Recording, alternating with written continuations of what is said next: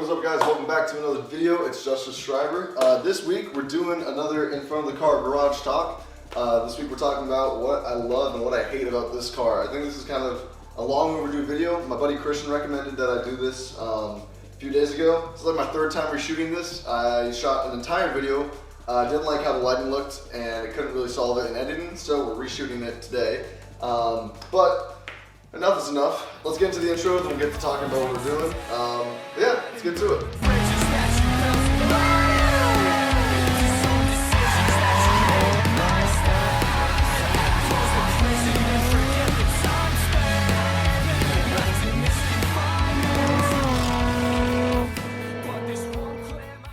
So it's been a while since I've done one of these videos. The last one I did was my complete breakdown of the vehicle when it was yellow. You guys seem to really like that video, so I figured I'd do another garage talk kind of video. You guys seem to like those. But this week we're going to be talking about what I love, what I dislike, all the in-betweens of owning a 350Z. When you're buying a car, I feel like these videos are super awesome and really helpful from one of the owners to kind of give their perspective on the platform that you're looking into. So I'm pretty excited to shoot this. I've had this car for almost 4 years now. I bought it in 2020 when I was 16. I'm currently 20. I turned 23 days ago, so woo, win to me. Let's go, made it another year. However, let's talk about the Z. This is a 2004 350Z. It's technically a Z33, which is the chassis. These are starting to be rides in popularity as for track cars, drift cars, just fun sports cars that are cheap. They're kind of taking the place of the 240SX, mainly because 240s are blown out of price. These are starting to get there too, don't be fooled. These are starting to get to kind of a crazy number for what they are. But they're replacing it for two reasons. Better chassis, more powerful and torquey motor, which is out of the box, great for sliding, and it's pretty dead nuts reliable. And I'll go into that, of course, later in the video. That's one of the things that I absolutely love about this car, is how reliable it's been.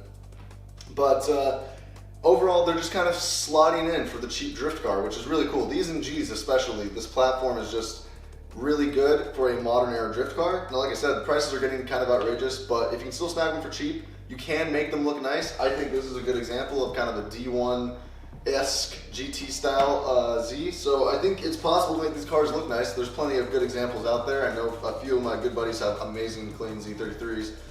Themselves, but they're also still very clapped out there, and I know you guys know this. This is quite a meme car at this point on the internet, but so were 240s at one point. There's a reason for that. It's kind of the bittersweetness before these cars start to get ridiculously expensive. At least in my opinion, I think that's usually how it goes when it comes to drift cars, or at least the drift platform. You see it get clowned on because it's so cheap, and usually they're clapped and destroyed, but they're still sliding. And then everyone realizes, oh shit, that's a pretty good platform. You can make these look kind of cool, and then the prices skyrocket. So enough of my blabbering. Let's get into what I love about these cars. I'm gonna start off with a super easy one.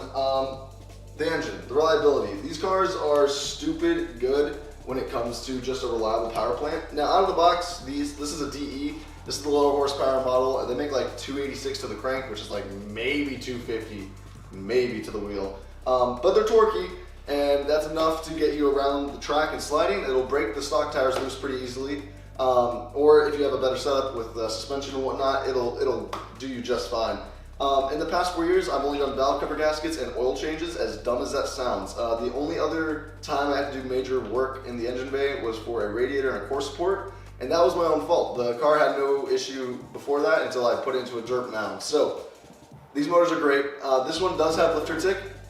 Again, that is self-induced, but it's had lifter tick for about a year, and I'm just waiting for it to blow so I can just swap in another VQ in the time being, a little bit more built and ready to tune it. But in the meantime, this car has been more than I could have ever asked for. And you can ask all my friends, and you guys can just see the channel. I beat the living shit out of this car. Like, I drive it like I want to drive it. I don't baby it. And it gives you everything and more in return. So for number one, something that I love, reliability. The VQ is a great fucking motor. As much as it sounds like a weird fucking trumpet, great fucking motor.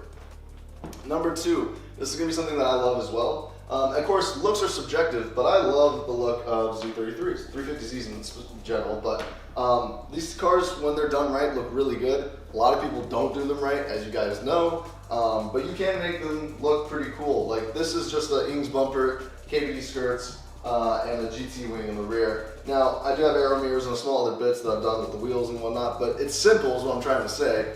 And you can make it look pretty nice. I think with these cars, it's less is more for sure. Because the more you do these, the more you keep like slapping parts on them, trying to go crazy with them. They don't really react to that well, I don't think. Some of the best examples of these cars, I think, is in the GT500 race class. Those cars were gorgeous. They had a shit ton of aero, mind you, which is quite doing a lot, but they did it a lot right. So if you want to look at an example that's done extremely well, like with a lot of parts, look at the GT cars that they actually raced, and D1. But if you want something more subtle, just look at some of the street kits. I mean, KBD makes a full Nismo 2 type kit that is pretty good for the money. A lot of people run it, and it's like the Type X kit for 240s. And you slap it on, it looks good, you really can't complain. So a lot of people do that. But yeah, again, looks are subjective. I think these cars look great. That's just my personal opinion. Now down to something I do not like. Out of the box, these cars are okay handling, I think. They're not too bad.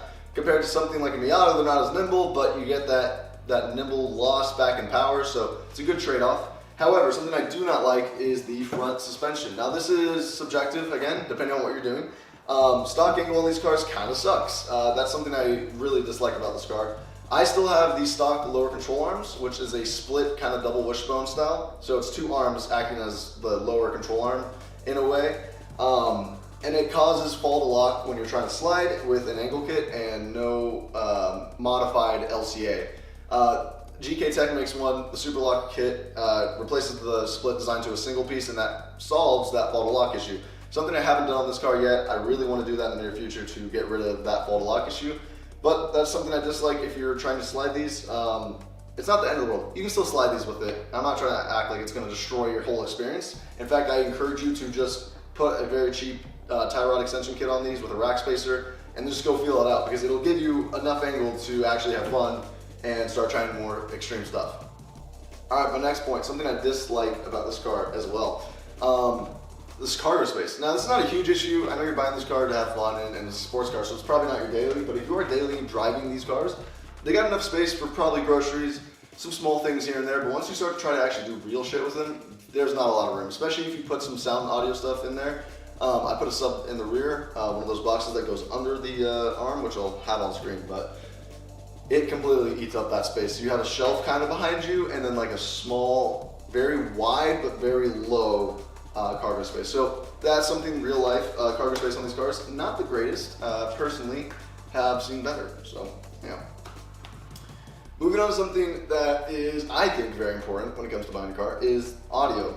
Stock audio systems in these cars fucking blow. There is an upgraded Bose system, which I personally think is not any better than the base audio system. It's super flat, there's not a lot of depth. The speakers that they actually give you are very cheap speakers. You get a slightly upgraded head unit and a sub behind the driver, like in the wall. But none of that really adds up to a really good sound system personally. So actually the first mod I think I ever did to this car before anything else is we did a full sound system in this car. It's super affordable to do. If you're into audio, you know how easy it is to do it. But that's something I think this car really needs, is a decent sound system installed so that you can enjoy your drives and listen to music. If you're a psycho and listen to dead silence while driving, all the power to you. You don't care about this. But 99% of people out there, I'm pretty sure, enjoy a little bit of music. So sound system is a must. Not anything that will break the bank. Like I just did all the speakers, a head unit, and some subs. You can definitely do it affordably. It's just a little bit of a pain to pull the interior and run everything. But if you're up for the challenge, if you've never done audio before, 100% recommend. Something you should do for these cars, without a doubt. All right, now this next point, this is another dislike, and this sounds like I'm shitting on this car at this point, but I really am not, I promise. Is the interior. Now, I love the interior and I hate the interior. This is kind of a double-edged sword. I love how the interior looks. I actually like the use of it. It's very just tactile. Everything's where you need to be. It's very driver-orientated. Nothing really just feels out of place. It's where everything should be, right, for something that you're going to go track and enjoy on the course. However, the quality of the interior is what lets it down. Now, don't get me wrong, this is a 2000s Nissan. It's not anything special, and it's definitely not accepted from the fact that it's a 2000s Nissan. Cheap plastics, rattles, The infamous door handle and window issues that you'll run into, like right now both the windows don't work on this car because I've had the infamous window issue finally happen to me after 4 years. They're going to need replaced. Not the whole window obviously, but there's a motor inside that usually fails, so we're going to have to replace those.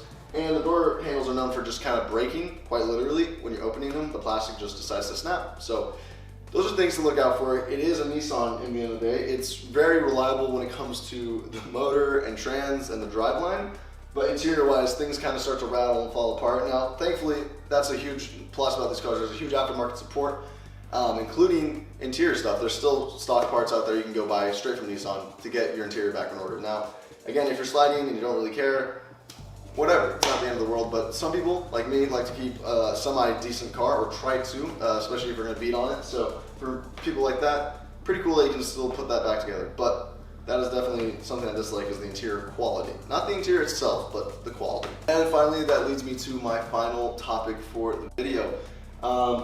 The aftermarket support is something that I truly love about this car. Now, it's hard to explain just how much there is, but there is so much. It's a drift car platform made by Nissan. There's a bunch of aftermarket and there's a bunch of OE parts that you can still get for fairly cheap. That is something that has made the ownership process of this car very easy. You can get almost anything you need, anywhere, anytime, for a pretty reasonable price, unless you're doing some crazy shit.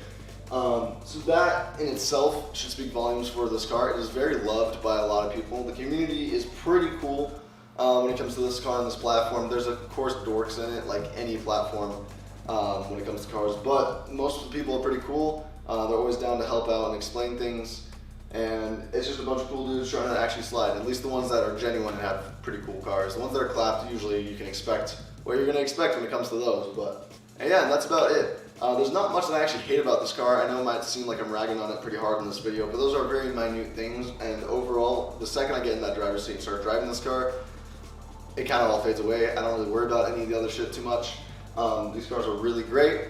Buy them now while you have a chance and they're still cheap. Just don't clap them out, man. Make them nice. Do some restoration on these things. The parts are still available. They're still cheap. Do it while you can afford it before you're like 10 years down the line from now, you're like, damn, I low-key wish I got a 350Z Nismo. Now they're 80 grand or some bullshit. And yeah, that's a bit excessive. I might be exaggerating that, but you guys get the point. If you guys want to see other cool videos, go check them out. We have a bunch. We got drifting, we got just cool edits, we got working on the cars, we have everything you guys like down in the content below. Don't forget to subscribe, like, and comment. I think that's it. I'll stop yapping. I'll see you guys in the next video. Peace.